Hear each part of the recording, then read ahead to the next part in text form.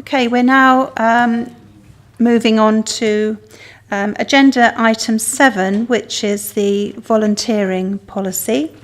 And I would like to invite our officers to present this item. Thank you.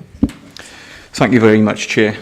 In terms of clarity for Select Committee, what we're aiming to do is for you to undertake pre-decision scrutiny of this volunteering policy that we bring to you today.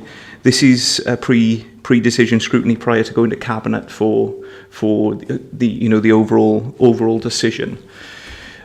For those of you that haven't heard me speak on volunteering before, I thought perhaps I could give you a very concise context as to where this policy comes from and the reason why we're bringing it before you today. So this is part of a journey that we've been on as a council, something that we're both passionate and very proud about in terms of our culture that we are developing in regards to volunteers. We've looked long and hard at our organisation and the way in which we support volunteering. We've got a number of things that we put in place which I'll touch on. But this policy is based on learning, not only just learning through the work that we have carried out in Monmouthshire. And the context bit for you, we are supported as a council by 1,700 volunteers. You've heard my colleagues talk about staff earlier. This policy and very much the conditions that we're trying to embed here is about people on or off our payroll. You all work incredibly closely with your communities. You're aware in Monmouthshire of the strength of the social capital, the people that support us, that consistently come forward and help us as a county. With this volunteering policy, we want to recognise that. We want to enable, if you like, our ambitions as a council for volunteer involvement. The volunteers that support us add a huge amount of value, something that we are working hard on measuring. Volunteers are active across all directorates in Monmouthshire. As an example, schools were touched on earlier. 364 volunteers support our schools.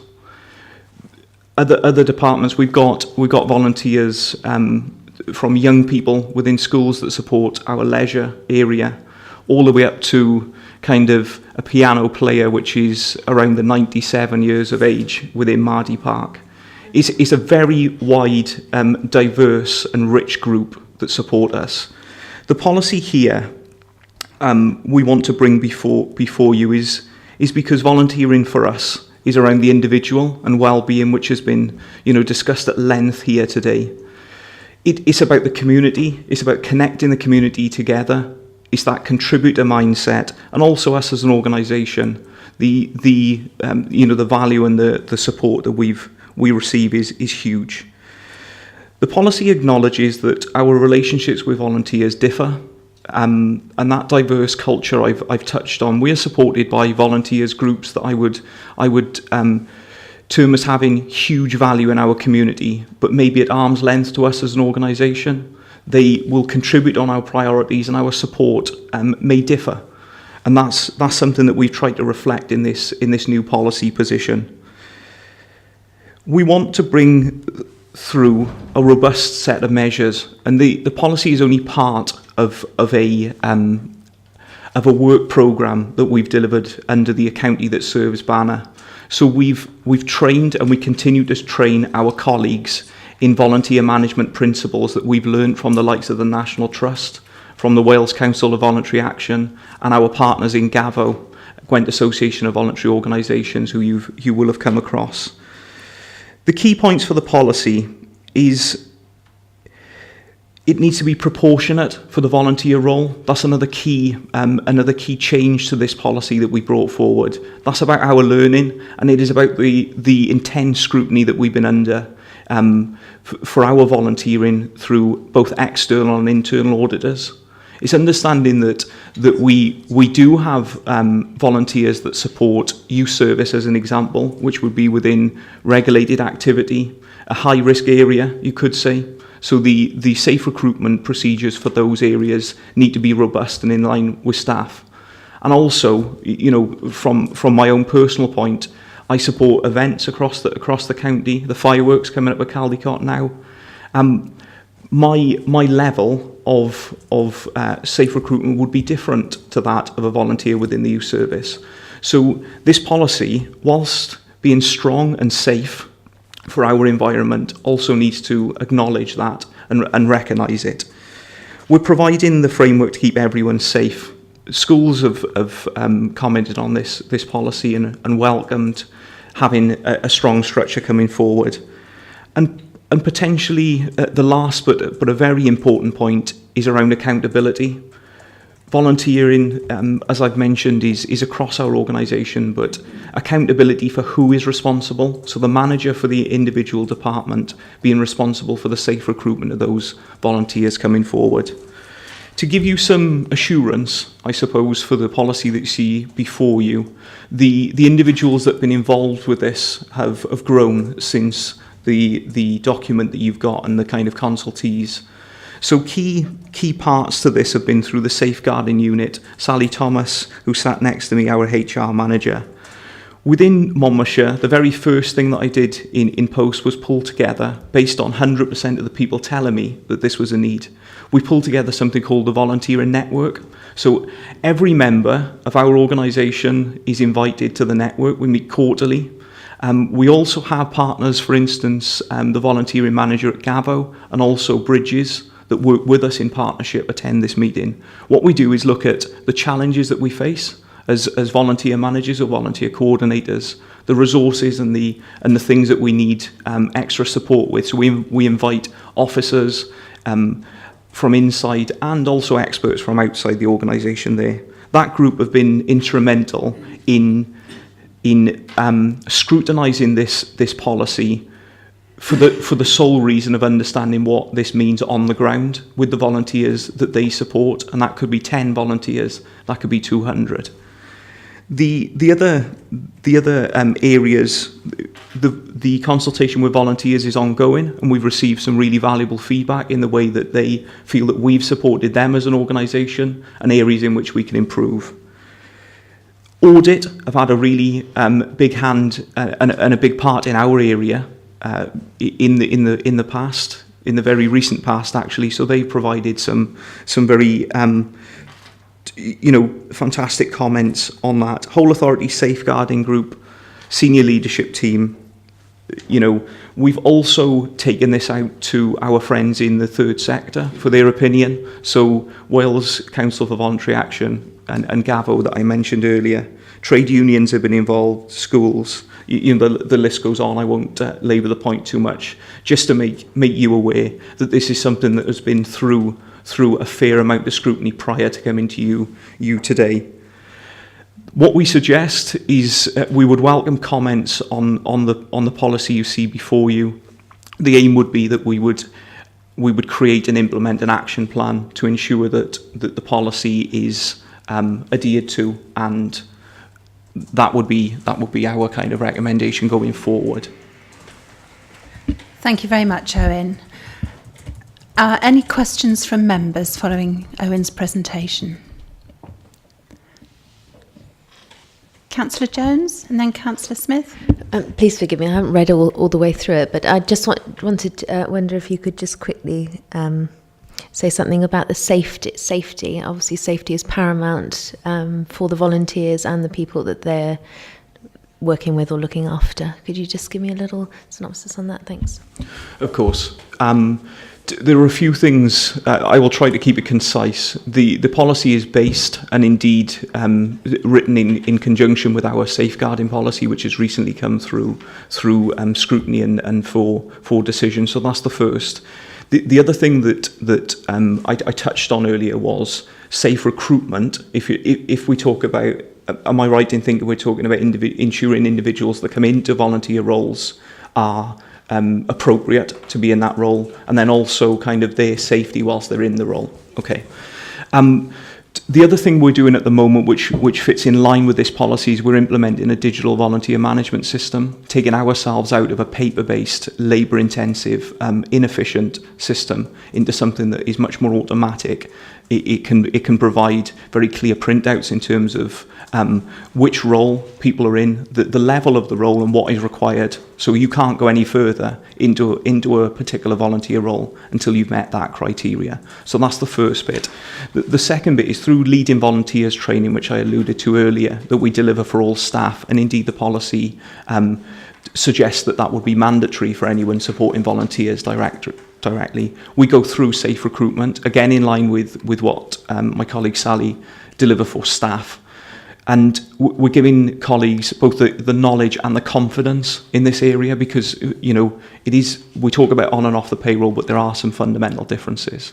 The other side of things is around training and awareness and quality inductions for volunteers coming through. That's something we've gone back to basics, really, Councillor Jones, in terms of the way that we support volunteers when they're in that role. What do they need in terms of personal protective equipment? What training might they need? Could that be safeguarding training or health and safety manual handling? So it's very much, the policy is based on what we've learned over the past two and a bit years. Thank you. Councillor Smith. It's a very comprehensive one, isn't it? I like the definition that, you know, actually you've got a clear definition of a volunteer is not an employee of the council, there's no binding whatever, that's fine. And where the policy doesn't apply. Clarity as well with the indirect voluntary groups. Those volunteers the council has not formally inducted MCC volunteers, but who work with the council to deliver shared priorities. There's that one there. The policy does not apply to volunteers, so that cleared out the community councils. Yeah, there was that. The volunteer coordinators and the responsibility lying with the manager, fine. I did think about sort of on number 7, your recruitment and selection. It sounds a bit overpowering, really. Your application form, your informal interview is minimum, and the interview will explore volunteer skills, experience, interests, and suitability for the roles, as well as your motivation. You know, it's enough to make you a bit afraid of filling the form in. Also, I wondered about the induction. It's the induction that applies to our employees. Again, coming to such a meeting could be a bit daunting for somebody who said, okay, I'll join the footpath group, I'll go and do that, and then to be confronted, I think, oh, I'm not going to be bothered. But people do need to know what's what. I'm clear about the insurance. Well, it's good to have clarity about the insurance, because this is a concern with community councils who do have volunteers, but then the dreadful worry about the insurance. We ought to make that easy and help community councils to cover that aspect, because they're the closest to where you could find real bodies of assistance of volunteers. I've known people be put off because the insurance was questionable, the council was worried about doing it, and it all fell adrift, which is a shame. So if we could look at somehow linking or devising a policy that community councils could easily do, but then the standards we set, and there was one little thing that did with the reimbursement. This does not include lunch. It wasn't any volunteer from this part of the world, but the individual concerned, the volunteer, was looked after very well by the community council because he had allergies and all he could eat was smoked salmon. So we did all, and they complied. So it is a very comprehensive one, but don't let's frighten volunteers away with too much system, please. Thank you very much, Councillor Smith. Did you want to respond to Councillor Smith's comment? Just a few points, and I'll keep it brief. The big challenge that we have is to balance the scrutiny that we come under from the auditors and what is expected to be there in terms of the safe recruitment, and being enabling for volunteers within our communities. Clearly, what our role as colleagues within the organisation is to create those conditions. The way in which the points that you kind of mentioned around motivations and things like that, the reason why that's in there is that's something that we take people through. It's not necessarily something that is handed out in a leaflet that, I suppose what I'm trying to say is this is all done in a very supportive, person-centred manner. I appreciate that, and we have had feedback around simplicity with various policies and things. With some of the areas we can't kind of do anything around that. I think the point around smoked salmon was fantastic, and perhaps I would go for fillet steak myself, but.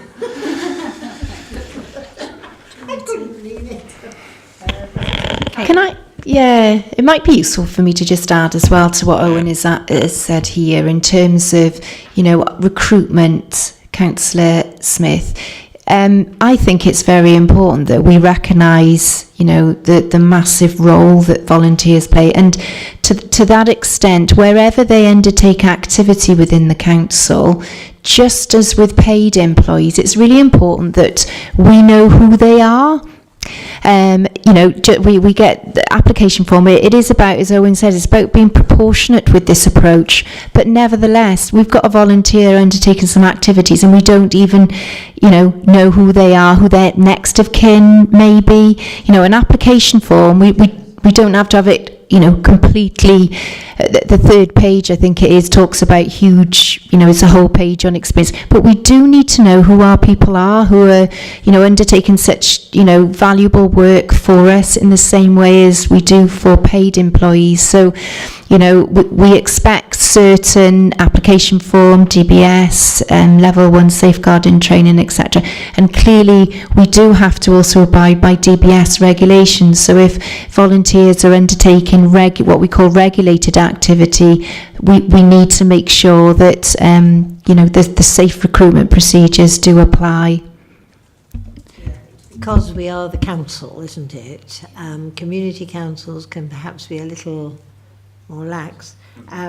Our health and safety is very stringent, which is good in some respects, but again, I've known it be a deterrent because, example again, somebody wasn't allowed to use a chainsaw. You could use secateurs and a pair of shears, but a chainsaw, no. Well, let's get a bit of realism into it. If somebody's trained to do that, let's say, yes, you can be a volunteer and you can use that tool. You are trained, or else offer them the training as they're volunteering. Councillor Roden and then Councillor Davis.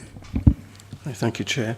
I mirror Councillor Smith to some extent. My sort of approach to this was, is there anything in the policy which would potentially put off suitable people volunteering? And just one area that struck me, this is where people are looking for references. I could find a referee fairly easily, I'm sure of that.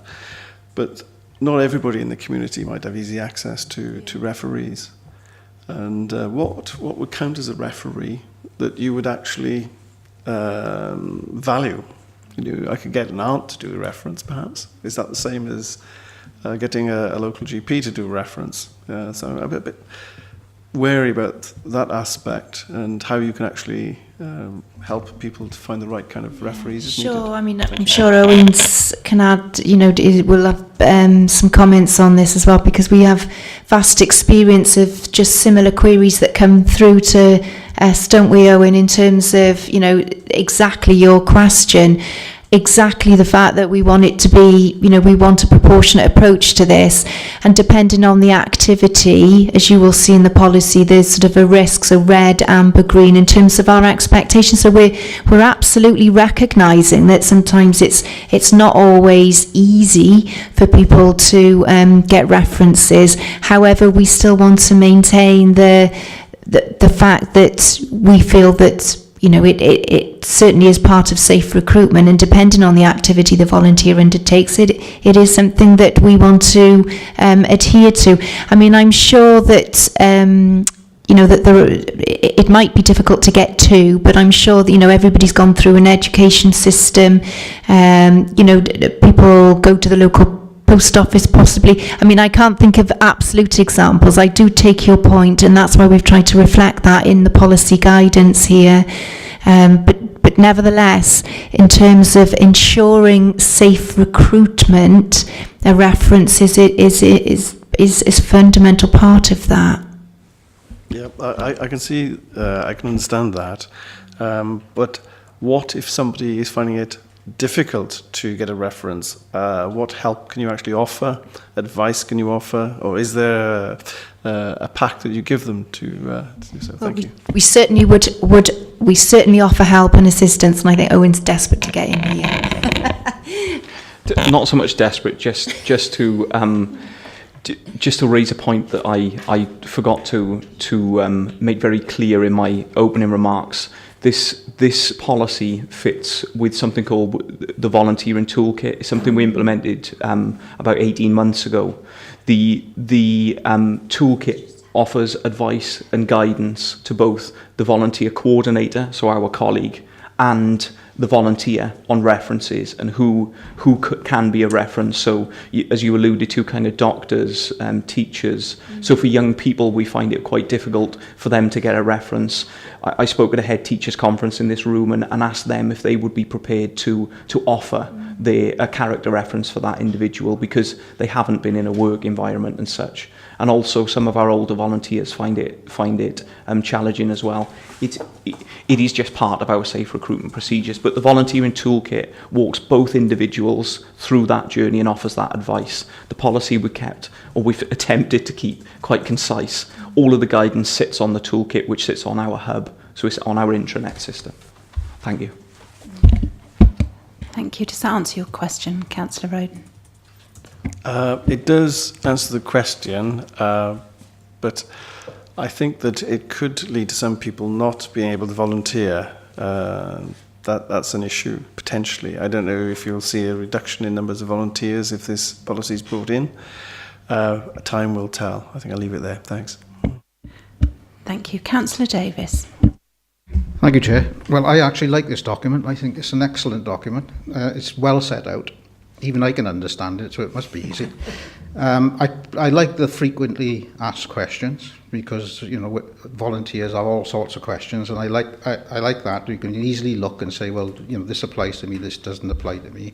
So I have no issues with the policy document. I think it's an excellent document. Of course, the secret is how we apply that policy, isn't it? And we have had some quite recent examples of where perhaps the policy wasn't applied as it should have been, and it related to schools.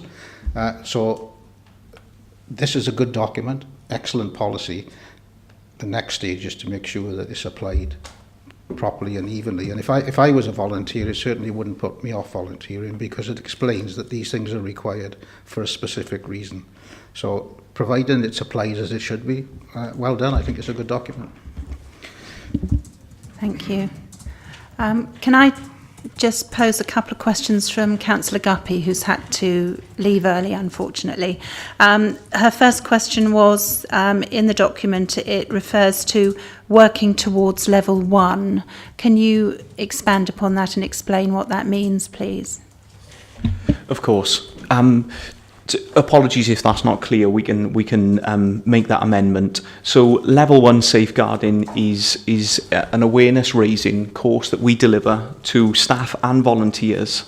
It's in relation to the statement that was being brought through current legislation and our own safeguarding policy, in that everyone has a responsibility around safeguarding, and what we want to do for our volunteers, I suppose going back to the honour off the payroll discussion, is equip them with the skills, the knowledge and the confidence that, so if any of these issues do arise or they have any concerns, that they're confident enough to say something and they know exactly where to go. So it's an awareness raising. Thank you. And her second question was, as far as work experience, if you've got, for example, a student from a university that's volunteering, for example, if they're an education student and they're volunteering in a school for a short period of time, she felt this was a bit of a grey area. So can you just sort of clarify what the situation is there? We've stated at the very start of the policy that this doesn't apply to work experience placements. We've grappled with that certainly over the past 2 years, and we feel that volunteering is very different. I know in the case of work experience from colleges and schools that there is a process in place for those individuals coming across, which is safe but not as stringent as what we're proposing for long-term volunteers within the school setting. So again, enabling but safe. I think that's what we're trying to achieve. Okay, thank you. So in fact, the answer to Councillor Guppery is that it doesn't actually, this policy doesn't cover that situation, and that would be covered by the university and the school or whatever that was in question. Thank you. Yeah. If I just turned up now, Joe Bloggs, Mrs. Smith has turned up at the reception desk downstairs, and I fancy doing a bit of volunteering, you know. So I've turned up and I've said to the reception, I'm Mrs. So-and-so, I understand there's volunteering opportunity here. I want to volunteer. How would you handle that? What would they do with me? There are a number of different ways that we could handle that, depending. Yeah. So what we've got are a number of channels that people can approach us and others to register their interest with volunteering. Yeah. So we work in partnership with Gavo, that Well, I mentioned I've just earlier. wandered in now, and I'm not me, you know, I'm not Yeah. very sure about the place. I've come here, I've got spare time. Can I be a volunteer? So, you know, what are you going to do with me now? Absolutely. So my role as part of The receptionist would say, oh, they've got a meeting on. There's nobody here. I don't know. Where do we go? I would hope that wasn't the case. We've got across Monmouthshire something called Volunteering for Wellbeing, and what that means is across the county we have volunteer coordinators. Their role and their expertise is around people. So they would come to you. They would meet you, look at what your motivations are, what you would like to get involved with, and they would bring you through that. They work in partnership with us. It's a partnership between social care and health and county council. So for Mrs. So-and-so standing at the front door, the receptionist would take my name and address, and the coordinator would come back to me. That's fine. The fact that I'm not literate and I can't read, so I go away and I'm no use as a volunteer. I think we would have taken your details, and then we would have contacted you and supported you. And actually, if you were illiterate or you had additional needs, through that program that I've just talked to you about, we have a specialist in that area that can provide extra support to individuals that might not have necessarily the confidence just to roll up to a volunteer placement on the first day. So what we're building is a culture that is based around people with resource. Mm-hmm. To be an easy one. It must be an easy one, because there are members of the community that would benefit enormously from being involved. It would benefit us, benefit them, health-wise, emotional-wise, all sorts of wise, and it's getting these people in, because I can be surprised by people being apprehensive about actually coming to County Hall and coming in. We wander in and out, but people are unnerved by even doing that. So, yes, sorry, shouldn't throw questions. It's no problem, and I think something that we take very seriously is going out to the community. So we're at jobs fairs, we're at volunteer open events. Usk Show was a good example. We had a volunteering cafe there, and people came and talked to us about it. Our online presence is about showing people the impact volunteer makes on them as individuals and their community, and that we tend to have spikes then around that promotion. Thank you. Are there any, Councillor Jones? Just want to put on record that I thought what you did at Usk Show was very good. I thought there was a lot of positive feedback going around the show about what you were doing. So well done. Thanks. Yeah, I would agree with that. I thought it was an excellent event. Well, thank you very much for your, Owen and Sally, for coming and presenting that to us, and for the other report. And I think from the feedback of members with a few queries that they have, I think essentially they're happy with this, and that it is a robust policy moving forward, which hopefully put into practice will avoid any situations that we've encountered in the past. Thank you very much. So we now move on to our action list and our forward work programme. So I just ask Hazel to confirm that with us. Chair, I don't wish to keep members long. These are relatively quick items because they are placed towards the agenda because it's just rudimentary sort of things, agreeing the programme for the next meeting and checking on the actions. As you'll see, the action list, agenda item 9, is the 20th of July. Those have been undertaken and taken forward by the relevant officers that presented to you on that date. Item 10 is your work programme. You'll note that today you were due to receive the report on the anaerobic digestion and that it didn't feature on your agenda. Probably lucky for you because you're still here.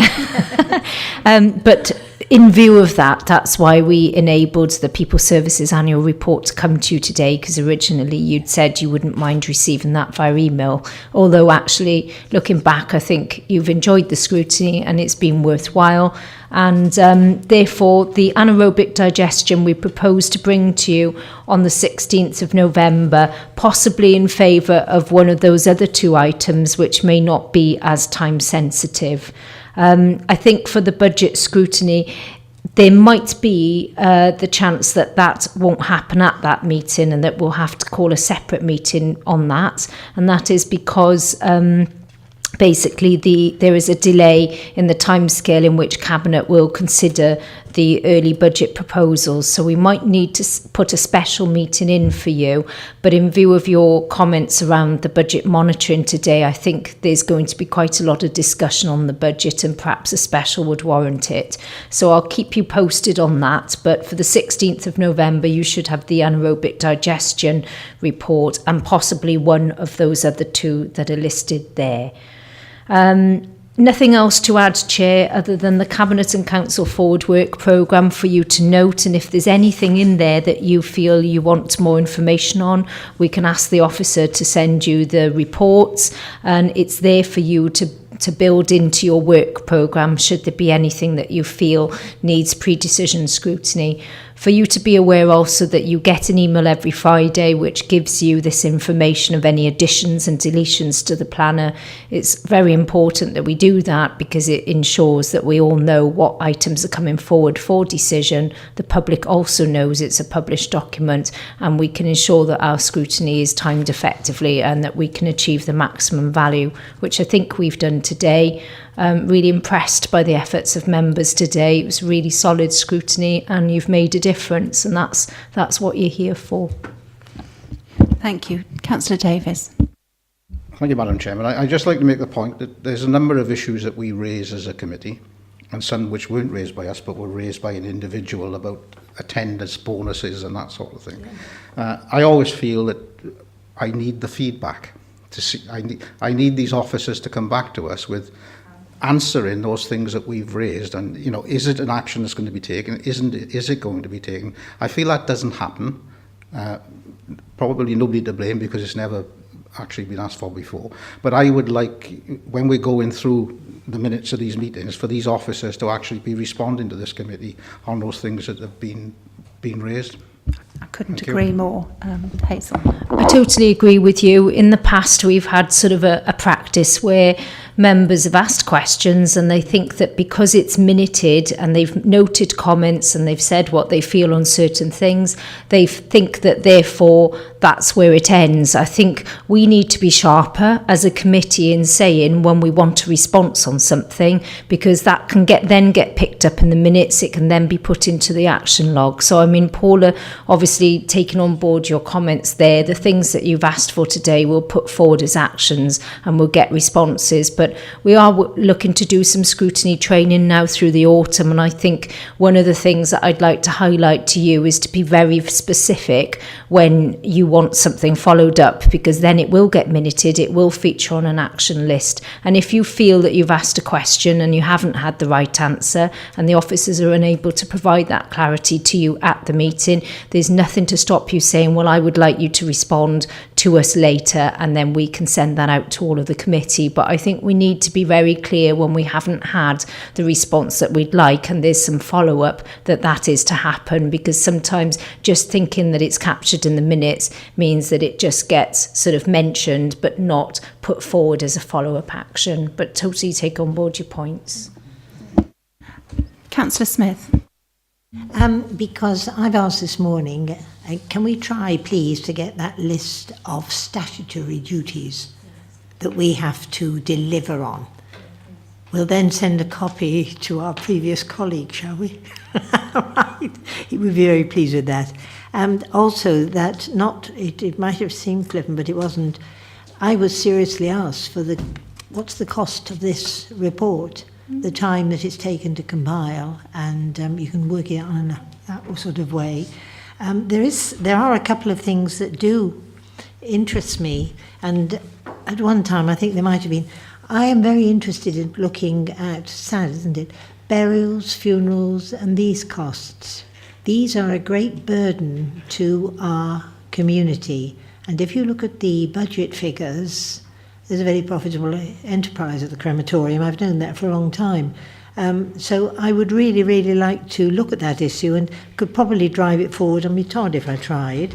So I'm done with that one. And then the other thing that has popped up that I did mention, Chairman, was the Highways Management Plan. Now, it's going to go to Cabinet on October the 11th. I'm not sure, I haven't looked. It's somewhere in the webs on our... it's somewhere in there, is it? Yeah, I was sent a link. Right. I requested the link, and it's a good job you reminded me, because I haven't actually looked for it yet, but there is a link apparently. But I think if we can have it sent out in a clear fashion. Because I'm hopeless with those sort of things. Yeah, and I think we would all like to see sight of it, as it's such an important issue. Yeah. And then another issue that I am intrigued with, we're looking at how we spend money, is the actual, and it's not something, the Abergavenny, you have a theatre, you have a whole cluster of buildings there, you have the... Programme, it would be worthwhile us inviting your committee as well, I believe. There's a lot of interesting things. Yeah, asset management and the portfolio, and they discussed last year an investment asset portfolio that sits under economy, but it's certainly one where there's cross-cutting interest, and I think it would be worth this committee being involved in the scrutiny of that. Okay, thank you for those comments and suggestions, and we'll make sure that we get answers to those questions that members have posed today. And the date and time of the next meeting is the 16th of November at 10 o'clock, and obviously the pre-meeting, if everybody could make an effort to get to that at 9:30. But thank you very much, members, and thank you very much to our very capable officers, Paula and Hazel, who once again have done an excellent job for us. Thank you.